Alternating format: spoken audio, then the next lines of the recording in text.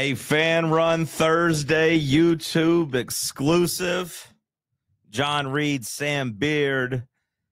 Let's see if our cameras don't freeze this time as we are embarking on a, new podcast ventures, trying to get the digital.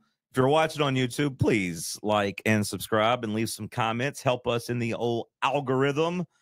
Last time our videos froze about 5 minutes into it, so hopefully we were able to make it through this one. Sam, I hope you're well, my friend. Doing great. Love to hear that. The conversation in the SEC this last week or so, and really in college football, was toughest places to play, all because of that damn video game that released their top 25 rankings, to which me, a Tennessee fan, found to be very offensive. Tennessee came in ranked number 12, which put them, what was that, 7th in the SEC? Yeah. Blasphemous. It feels blasphemous. Now, I always try to keep in mind, I think self-awareness is very key. I've said that many times. Self-awareness to me is maybe the most important thing a person can have. We're biased. We're Tennessee fans. We can get that out of the way. We're Tennessee fans, so we're going to be, on Team Tennessee here. But I like to think that I am able to kind of put that aside in most situations and kind of be honest with ourselves. But Neyland Stadium at number 12 made me mad. It made me furious. And I think people around the SEC and around the country that aren't in charge of making the video game would kind of come together and defend Tennessee. But here's what, as we were tasked with kind of putting our own rankings together to discuss toughest places to play in the country, you kind of notice a couple things. Their top 25, as you can see here, has a lot of teams that win a lot. So I'm wondering, are we really just trying to rank? Were they really just kind of by default ranking the 12 best programs of sorts? And I know it's not in the exact order, but hey, newsflash. It's really tough to win at Ohio State when you're going up against a team full of 5 stars. Really tough to win at Georgia and Alabama when you're going up against a team full of 5 stars. And then on the flip side, Tennessee. Sam, I know you're a little bit younger than me, or quite a bit younger than me, but we did not necessarily protect the old home field advantage that great during the most of the 2010s. We didn't do a good job of protecting home field, but we also had bad teams to go along with it. It wasn't like we were necessarily blowing too many games in big games where we had a talent advantage. So I think it's a little tough to separate the two when it comes to ranking. Now, you've put your rankings together. You went all the way 1 through 16, correct? I did. Yeah, I was. I just went ahead and did the whole. You said 10. I said, why not finish off 10 through 16 after that? And we are doing just the SEC. Mm-hmm. This is a little quasi Southeastern conversation podcast here. Yes, sir. Before we get to that, just looking around the country, if you were to mention a couple other stadiums that you've always been impressed with, always been enamored with, do you have any that stand out to you? Yeah, I think I've always had respect for Oregon. I think how that place is designed, not necessarily the biggest capacity that you think of. Neyland has the advantage of 100,000 plus. Oregon doesn't necessarily have that. They always talk about how it's perfectly designed for the noise to just bounce off of each other, and it's deafening when you get in there. I've always had respect for Oregon, so seeing them inside the top 10, no disagreements there. And I'm good with Clemson too. I feel like at the height of Clemson, that's a place that always has their place rocking. Had a little bit of a disagreement with number 2, and we talked about this yesterday. Penn State getting it at number 2. Yeah, you make the point about hey, is this just the healthiest programs? Penn State, they didn't score an offensive touchdown at home against Ohio State this season. 2-7 in whiteout games against teams ranked inside the top 15 of the AP poll. Well, yeah, see, Penn State, I give them credit for having a good program. And look, I think the whiteout is cool. It's a great gimmick. Yeah. The ambiance is there. The aura is there. When you watch a big game at Penn State, specifically back in the day when they got to have big games at home at night before Fox was like, hey, we're going to put you at noon. But like, I love, like, one of my favorite memories of college football would be, this maybe would have been 06, I think, 2006, Ohio State, Penn State. I really, really liked that Michael Robinson team. And like, that was a huge whiteout game. And Tamba Ali and the boys just went in there and kind of dominated Ohio State. That was a great vibe. That was cool. The aura is there, like I said. But since that moment, I don't know what the big the big Penn State moments at home have been outside of, hey, we'll send you this really overmatched SMU team. Congrats. Here's a lamb being led to slaughter. And then the one time they beat Ohio State, back in I don't even know what year that was at this point, 2018, maybe 2016, whenever it was. Like, that's it. Everything else has been, I feel like, kind of felt this Penn State disappointing you. But, I don't want to single them out, but I agree with your take. 2016, by the way. 2016. Okay. Yeah. So long time ago. Yeah. No, I appreciate their aura. It just doesn't seem like, I don't know. It doesn't seem like it gives them a real advantage. Every time I watch them, they're kind of getting manhandled by Michigan or Ohio State in those situations. But also understand that's not necessarily the fairest way to judge, because, again, we watched Tennessee lose a lot of games at home. Now, granted, Tennessee was clearly outmatched, and a lot of these games Penn State has had maybe not equal talent, but at least like not far behind, close enough within striking distance where the home field advantage should make a difference. Is that fair to say? Like, you might be overmatched by Ohio State, but especially like regular season Ohio State, the way they played, like, Penn State should have put up a better fight this year than they did. Yeah, no, 100%. And like, at some point, you would think that your home field environment kind of almost pushes your team to go out there and be as competitive with some of these teams. And I feel like that's what you've seen talking about Neyland Stadium, where, Georgia's the only team that's been able to come in here and take Tennessee, and take a game, I guess, on their home field. Whereas it feels like Tennessee hasn't exactly been dominating. Like, you've been in kind of some dog fights against maybe some not so great teams. And it feels like that Neyland effect has kind of carried yourself not only to some positive momentum, but it feels like it's carried you to some wins at times. And so to me, that's the true definition of home field advantage. Some wins and definitely some games that were closer than they should have been. And, or the games that you even lost and were heartbroken in, you felt like, hey, the crowd left it all out there. Like, one of the biggest games for Tennessee and in recent history and on a national landscape was Oklahoma 2015. Now, I think the rowdy rednecks that were in there did their job. Like, the way that game started, the home crowd definitely led Tennessee to a really, really hot start. They're up 17-0. That's what the crowd's supposed to do, is to energize you to get you there. Mm-hmm. It wasn't the crowd's fault that Tennessee couldn't hold a 17-0 lead. And then you had, multiple Oklahoma players leaving saying, wow, that was so impressive, loudest place I ever played. They still talk about it. Yeah. Baker Mayfield and other Oklahoma Sooners still talk about that game. So, like, yeah, Tennessee lost it, but I take it as a big, big win for the fan base. But anyways, let's get to your top 16. We'll kind of run through these. I got some home records the last 6 years. Okay. They kind of go along with it. Now, obviously, like, the home crowd can only do so much, like we're talking about, but we'll give a little bit of added context there. But Sam, go ahead and give me your bottom, like, 4. Let's go ahead and knock off 16 through 12 or 16 through 13, because I feel like those will be pretty easy. But go ahead. It's number 16, in-state foe.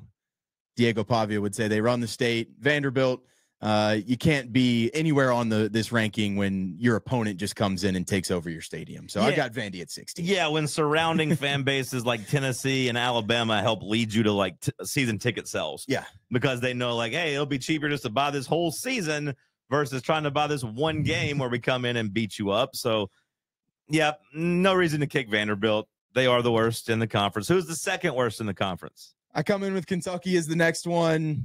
You're named after a grocery store, and honestly, I feel like I've had more fun at a grocery store than at a Kentucky football game, and I've been to a few games at Kroger Field, unfortunately, in my time. 27-16 over the last 6 years, so they've won They've won, you know, a good number of games, but all right, keep going. Kentucky at Missouri 15. at 14. Okay. Arkansas at 13 and Ole Miss at 12. Okay. See, personally, I would probably swap Missouri and Kentucky. I do feel like, look, Tennessee's had a lot of success there, but I do think the Kentucky, when the coal mine's going off at night and they're playing a big game, I do think that is cooler than anything Missouri does. Of like, hey, here's some rocks. Here's some rocks out in the end zones.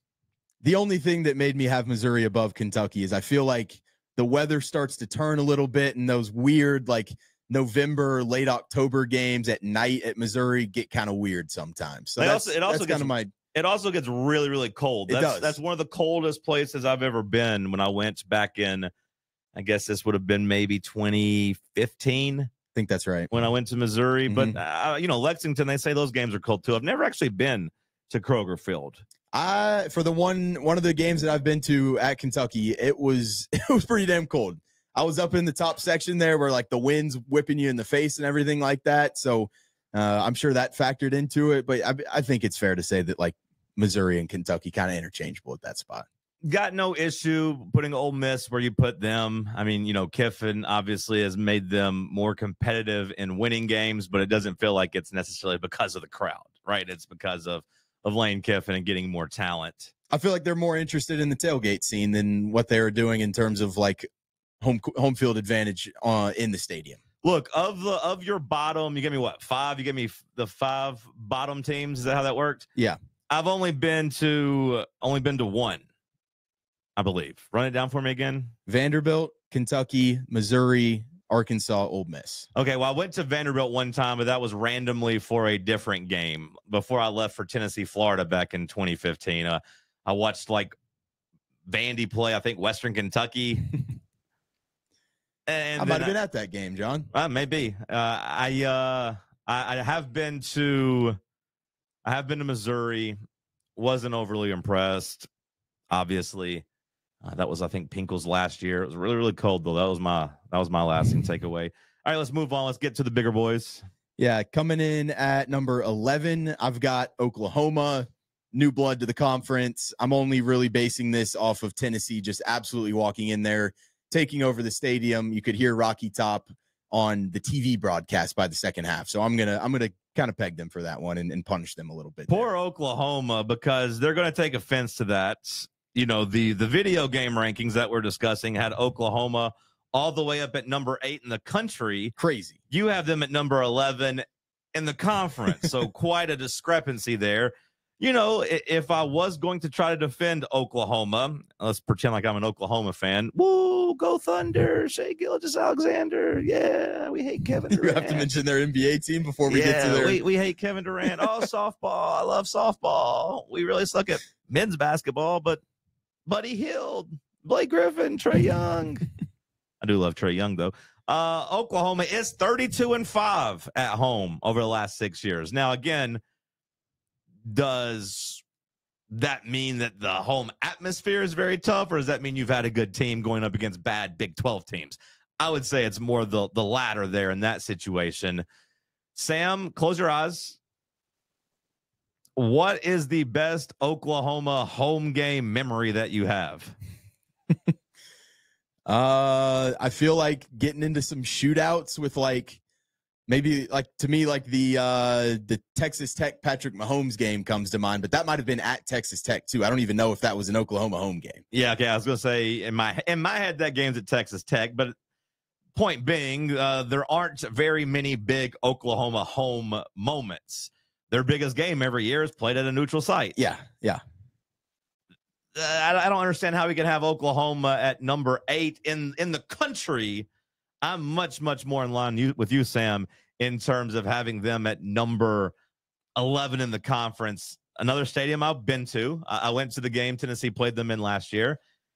You know, they tried. And the ambiance, I'll give them credit. The pregame videos, the pregame, you know, hey, they can run out Heisman winners. They got a lot of Heisman winners, and they're very proud of them. And like, they're very proud of their past, and the light show of Toby Keith and, you know, the red, white, and blue, like that's presentation. But, I had a dreadful time at the game. I found it to be. You were falling asleep, you said. Yeah, I found it to be boring. Now, look, that's not all their fault. Tennessee played a boring game, too, but it's also because Tennessee brought a lot of fans and took over the game from the get-go because Oklahoma did not have the home field advantage that could really have them in contention in that game. And I don't feel like that game was necessarily so far out of hand for Oklahoma to where their home crowd couldn't necessarily kind of will them back into it at times. Yeah, I didn't necessarily think the discrepancy at that point. Now, Oklahoma did have some roster problems, to be fair. Like they had some injuries on their offensive line, in their wide receiving core. So, like, I know it wasn't Oklahoma at their best, but was not impressed. So, keep going with your list. Coming at number 10, I've got Mississippi State. Cowbells are fun. They're loud. But I feel like other than that, you kind of take that away. Yeah. I just feel like they could even fall further in this list. As I looked at this, just as I finished it, I feel like Mississippi State, I was even maybe a little generous with them at 10. I was going to say that, like, clang. Look, Oklahoma fans, I'm on your side here. Under no circumstance should Mississippi State be ranked ahead of you. Sam, maybe misstep there, but new blood to the conference maybe was part of it. It was lifeless last year too. Yeah. I mean, it wasn't great, but like I will give them credit. Oklahoma's too low here, Sam. Oklahoma, they had a pretty good atmosphere against Alabama when they actually had something to cheer for. I'll give them a little credit for that. But all right, you got Mississippi State. Coming in at my number 9. Number 9. I have got the other new blood to the conference. I've got Texas. And I feel like this one could potentially get higher. I feel like it's just a Texas fan base that maybe is like, oh my God, I'm dying of heat exhaustion in the middle of this game. You're probably just better than Big 12 teams. And so they've been able to like leave by the third quarter and say, hey, I'm going to go to a bar or something or go back home where I've got air conditioning instead of sitting out here in the heat all day. I think Texas, throughout the years in the SEC, as they get more acclimated, I think they can rise up this list. But as I've got them right now, they're at number 9. I'm interested to see what their home field advantage looks like in the SEC when they actually have to play an SEC schedule. I don't know what they did with the conference officials to get such an easy schedule like they've had, but I'll be interested to see what it looks like this year and the upcoming years. 29-8. 29-8 over the last 6 years, according to our friends over at That SEC Podcast. Shout out to Mike and cousin Shane. Coming at number 8, I feel like this is where you can really kind of start to just split hairs. I've got Williams-Brice. I've got the South Carolina Gamecocks. I feel like this is probably a pretty good spot for them.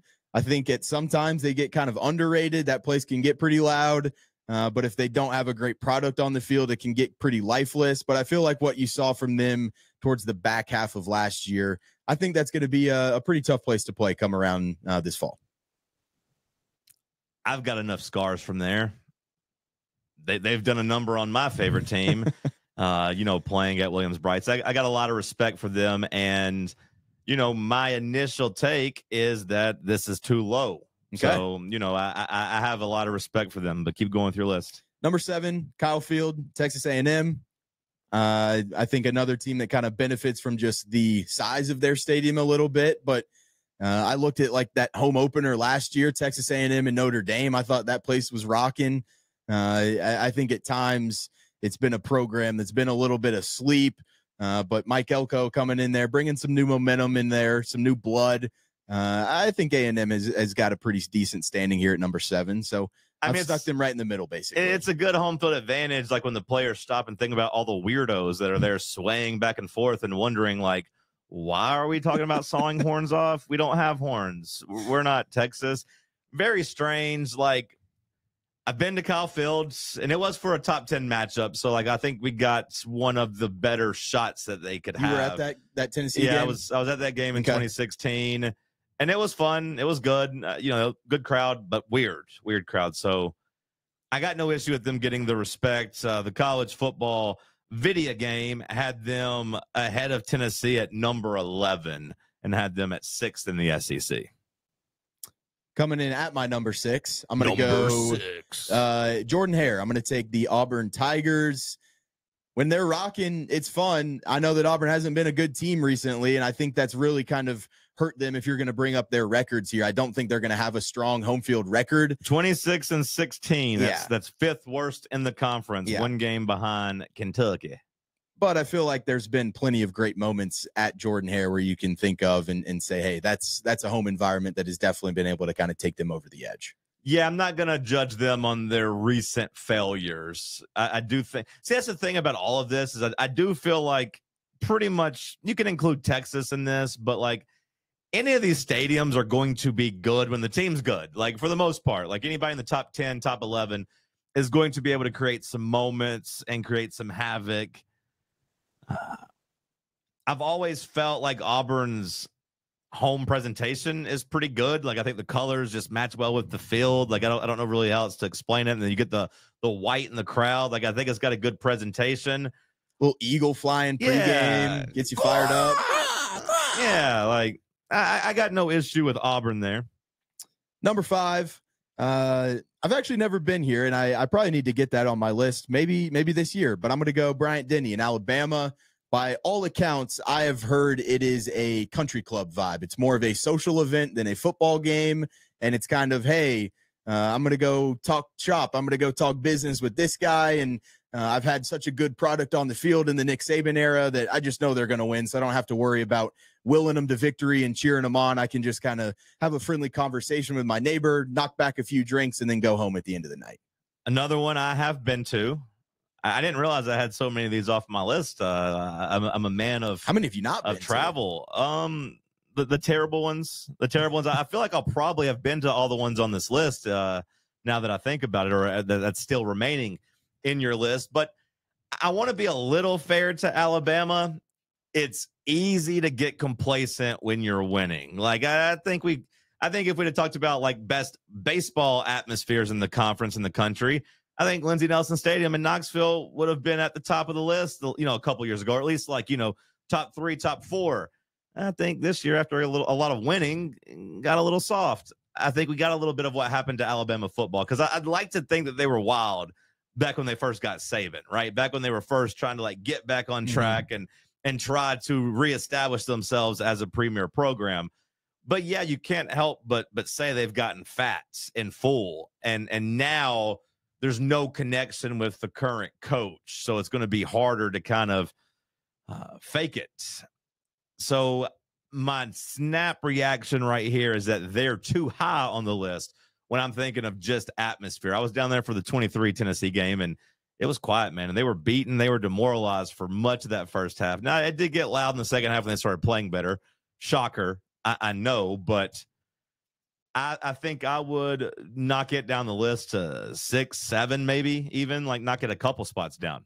I think both Auburn and, for my money, like South Carolina, I just think those are rowdier crowds. I was just going to say, would you take South Carolina over Alabama? I think I would, but I can't speak with certainty. I've never been to South Carolina, but I do think, especially at night, like that place is pretty cool, and that place is pretty loud, and they play well at home. Of course, Alabama, with that being said, only lost 2 home games over the last 6 years. So 38-2 will get you a lot of respect, even if it's more about the Jimmies and Joes versus the Boos and Oz. Oz and Boos. Coming in at number 4, I'm going to take Ben Hill Griffin. I'm going to take the Swamp. It's a widely respected one, I feel like, throughout kind of the years. And to be honest with you, I don't like giving Florida too many flowers, but I think it's the best fourth quarter song in the country as well. The Tom Petty stuff is elite. Well, Tom Petty is the greatest American rock band of all time. So, they have a huge advantage being able to play him. And then, when you have the emotional tie of them playing it for the first time after he died and then kind of carrying that was really cool. I mean, like I was there. I've been there, a couple times, 3 times, I believe, but I was there in 2023 when they first kind of started doing that, and it was pretty badass and way, way, way cooler than what Oklahoma does with Toby Keith. Like they kind of tried to steal that and kind of make it their thing after Toby Keith died at Oklahoma, and it doesn't work near as well. Did they set like the national precedent of kind of the new trend of like teams picking a song to sing to in the fourth quarter a little bit. I know Wisconsin's got jump around, but you don't necessarily sing to that. Yeah, no, Wisconsin's had that, and then is it the end of the third quarter when Iowa starts pointing and waving to the sick kids, or is that the end of the first quarter? I feel maybe like it's the first. Yeah, it might be the first. You don't want to be going into the fourth quarter doing all that and being emotional, but no, I mean it's cool what Florida does. I mean their game day presentation's great. The Gator Chomp, I gotta admit, is a little intimidating. Like when you're in there in the stadium listening to it, especially as a Tennessee fan. We haven't won there in 2001, since 2003. So like I'll say that they check off a lot of boxes. My only critique where I would ding them is that they do seem to be a little bit like front runners. I think when they're like an average team, not that tough to go in there, especially like later in the season. Yeah. Like we'll see what happens with Tennessee and Florida this year with it being in November. We'll see what Florida is like. If Florida's like 6-4, like I wonder how raucous that atmosphere will be. But like, from Tennessee's perspective, they're one of the only ones you can really say this about in the SEC. They get the added weather advantage. Like I know you mentioned it being cold, for Missouri. Mm-hmm. People have mentioned it's cold at Kentucky and South Carolina, but we ain't really got to worry about too many places being like that extra crazy level of hot like you do at Florida. So sticky.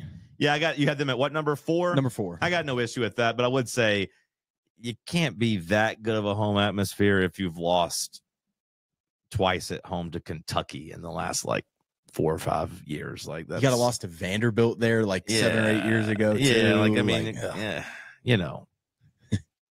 Kentucky twice, really. Coming in at number 3. Okay. I'm going to go with Sanford Stadium and the Georgia Bulldogs. Okay. I feel like this is just they're mean people. They bark at you on all fours. They come at you. They're hostile. I feel like they come in there and they definitely don't make you feel welcome. And I think the light show that they've got on is pretty damn cool. Obviously, they're kind of at the top of the sport right now, so they've got their whole fan base behind them. So I've got Georgia at my number 3. This is one that's tough for me to judge. They are 34-1 at home over the last 6 years. That's hard to argue with. Now, granted, like they've had a talent advantage, and I would say basically every one of those games. I've been here multiple times. It's loud. I don't know if I would have it over the Swamp, though. Okay. I don't know. Like the Swamp to me was much more intimidating than Sanford Stadium. Aside from 2022, I will give them credit for that. They really brought it that year when we came in ranked number 1 in the country. Like that was one of the loudest games I've ever been to. I'll give them credit there, but yeah, I don't know if I have them at number 3. Now the video game sides with you here, Sam. The video game rankings had Georgia up at number 4, which was good for number 2 in the SEC. So they agree, but I think I had Sanford just a little bit lower. I've heard that one of the main editors of this college football game is a Georgia grad too. I don't know. I don't know if there's truth to that. I've heard there's a rumor. I would imagine that's probably helping their ranking out a little bit. Well, again, when you just look at their numbers, they're 34-1. So I mean, they've not really laid any eggs. Talk the talk and walk the walk. I just want to bring next Georgia game I go to, I'm just going to bring a box of milk bones and just throw a bunch of dog bones into human mouths. Yeah. Make them kick them in the ribs and say, hey, this is what I do to my dog when I've had a bad day. You said it, not me. No, I would never kick Frank. Come on. Coming in at number 2, you said self-awareness is key. I'm going to go Neyland Stadium. In the last couple of years, I would say it's the best environment in college football, but you talk about how it did go through a pretty good stretch there of being pretty dormant and, 60, 70% full at times, maybe even less than that. But it's undeniable what Tennessee has been in the last few years. Now, hold the hell up. We didn't go through a stretch where we were like 60 or 70% full. Like it happened like Dooley's last game. Like, hold on. And like, even in 2017, when we were ready to fire Butch Jones, like they still packed out like the Southern Miss game and still had, basically 90,000 for most of those games. Like Tennessee fans, for better or worse, and at the time I would argue it was a detriment to the program. Still kept showing up and supporting those boys. I mean, if you want to point to COVID, yeah, sure, we only had 25% in the crowd at that point. But yeah, no, Tennessee brought it even in the lean years. And even, sometimes it felt like ramming your head up against a brick wall and you knew you were just doing a futile exercise. But I think Tennessee kept Tennessee in a lot of those games like a good place is supposed to do. I go back and think of, would it have been 2011 Oregon, maybe 2010 Oregon, that you came out and you got off to a really good start there. And, the crowd, gave you a chance in that game. And then eventually the athletes took over and they absolutely boat raced you. But like Georgia in 2013, like you took them to overtime and that was really on the back of the crowd. Like, South Carolina, never really able to do it to Alabama until it was time to beat Alabama. Like the crowd couldn't really do anything for you there. And it hasn't really been able to do anything for you against Georgia the last, couple of meetings there. But number two, I think it's fair. I think it's fair. I assume that means your number one is Tiger Stadium and LSU. I think when you bring in game day environment, fans, I don't think LSU has ever lost a tailgate. They have lost some football games there. I know that Tennessee went in there in that day game and really took it over and made it their own. I was in attendance for that one. I was hoping that I could kind of feel what everyone says about Tiger Stadium and how great of an environment that is. I'd still like to go see a night game there and kind of see how that kind of changes the calculus on things. But I think just in terms of overall environment and kind of pregame lead up and the overall stadium and stuff like that, I'm still giving LSU the rub at number one. See, this is the one I find to be overrated. I find LSU, and I know, look, if you're number one, you can't be underrated. But, like, I was there, too, for a day game. But, like, that's really my problem is, like, they're like, well, if it was a night game, it'd be different. Like, if you could only be loud at one time a day, like, if you have to have all day to get drunk and get there and, like, have your nighttime atmosphere, if that's the only time you can do it, is your ceiling the highest? Maybe you could say, like, the ceiling for an LSU night game is the highest. Although I think Neyland Stadium has had just as electric of a performance as LSU had. They're kind of living off reputation a bit. I'm sure you heard it growing up, Sam, when they talked about, well, one time at night, it was so loud, it literally registered on the Richter scale. It was like a small earthquake. They've been living off that reputation for 20 damn years. Like, yes, it's loud. Yes, it's intimidating, but it was also extra intimidating when, like, Nick Saban was coaching and they had a bunch of, 5-stars out there running around. Like, I think those are connected. I don't buy the LSU hype. And again, I understand the road game at night is a tougher environment, but you could say that about any SEC stadium. It's tougher to play everywhere at night. It wasn't like the 3:30 LSU slot was really carrying them to a lot of big victories. It was, well, we got to be at night. Give us the night game. I've watched them play Alabama a lot at night over the last, decade. You know how many wins they got against Alabama since 2012 at home? 2. 1. 1 time. What's their record? What's their home record that you've got? Their home record over the last 6 years, 33-6. I don't have the teams that they lost to, like, directly in front of me, but look, I'm not trying to say they shouldn't be considered in the top 3, top 4, but just the number one spot for me, I don't know, man. Like, I feel like it's been a while since we've had some good LSU home moments. They try to gas it up. Oh, Alabama's coming to town. Yeah, it was 42-13 this year against a pretty bad Alabama team. Like, if you're equal, you shouldn't lose 42-13 at home. Like, say what you want about Tennessee losing to Georgia, but, like, I don't think anybody considered Tennessee and Georgia equals in 2023. I think a lot of people thought of LSU and Alabama as equals this year. Like, that was pretty much a pick 'em. And Alabama came in and beat them 42-13. Do you throw LSU into, like, when we talked about maybe some weather factors with, like, a Florida? Does an LSU give you? Do you give them that kind of advantage either? You mean like from, like, humidity or what? Just like mugginess, like heat? I mean, I don't know. It wasn't too dreadful the one time I went down there. I've never been in September, right? That was a early October game, and it was toasty, but, like, I didn't think of it as anything special. Just the Florida humidity is a different level. But like, again, just going through here, the last four times they've had a chance against Alabama, they lost by 29 at home. They lost by 38 at home. They lost by 29 at home, and they lost another one where they got shut out and lost 10-0. So like 3 blowouts in one game where your offense couldn't muster a point.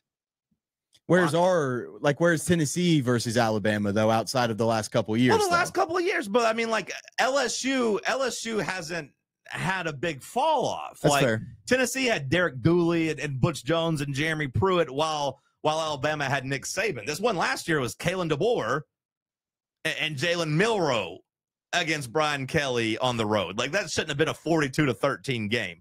Now, I understand your point. Like, blowouts are fine, but again, LSU, was a national championship program kind of sandwiched in between a couple of those years, right? I mean, they won 19? So like, 18, and I didn't even really, the COVID year or whatever, like throw that one out. But like, I don't know. I feel like those numbers shouldn't be as skewed because LSU never really goes into any game with a like huge talent advantage. You know what I mean? Like, yeah, Alabama might have a little bit more talent than them, but like LSU is always at the top of the recruiting classes too.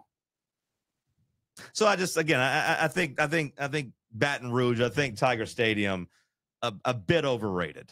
If it makes you feel any better, like 2 minutes before we started recording this, I took the orange glasses off and went LSU 1, Tennessee 2. I originally had Tennessee as my number 1, but I figured Homer vibes. Sure. I didn't want to invalidate my list with just Tennessee at number 1. The Vols are number 1.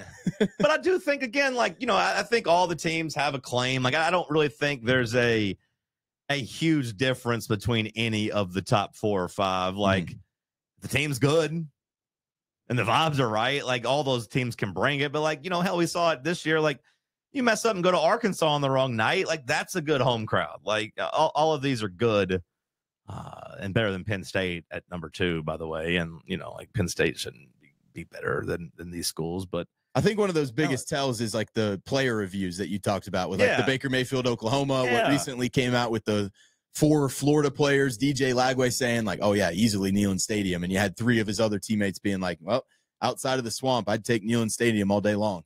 Everything that Tennessee does from a game day presentation is top notch. Like every single thing, the tailgating, the stadium being located on the river, the opening of the Power T. If you are playing a night game, the light show, but like, hey, guess what? At 3:00, it's going to be loud too. At noon, it's going to be loud. And,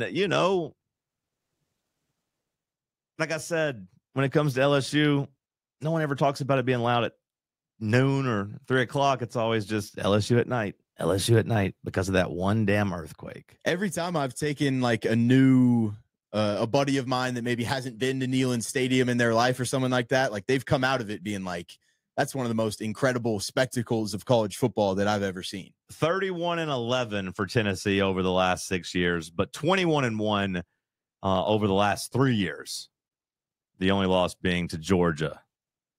Tennessee's going to have to rely on some Neyland magic this year if they're going to try to be back in the playoff mix.